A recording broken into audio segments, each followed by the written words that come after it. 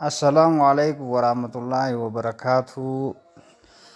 Hordoftoonni chaanaalii kanaa namoonni har'a dhuftan subscribe godhuu hin dagatinaa isiniin jecha viidiyoon har'a dhufee yeroo reapply goonuu jechuudha. Akkaataa itti reapply goonuu monetize ta'uudhaaf sanii jechuudha. Reused contentiin akkuma as gubbatti agartan reused contentii itti dhufee jira chaanaala kana.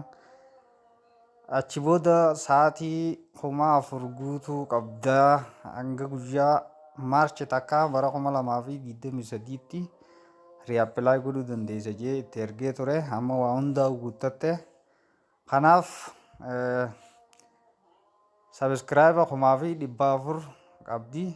Sa'aatii 4,457 qabdi.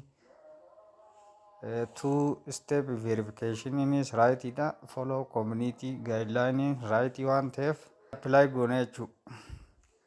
Reapply godhuun duratti mallattoo doolaaraa kanarra dhahitanii warroonni akkanatti itti dhufa mallattoo doolaaraa kana eegatu itti booda akkanatti isinii bana kana reapply gootanii jechuudha. Monetize ta'ee jira taqabbalee jira jechuudha.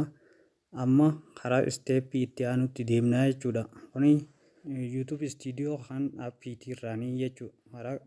Reapply godheen galgala ani ganama godheetiin galgala welcome to YouTube partner program jee jira. Itti milkoonne akkaataan reapply itti goone jechuudha. Yeroo moonii yeroo lammaffaatiif gunnu jechuudha. Kanaaf YouTubein karaa emailiitiin nu ergee jira.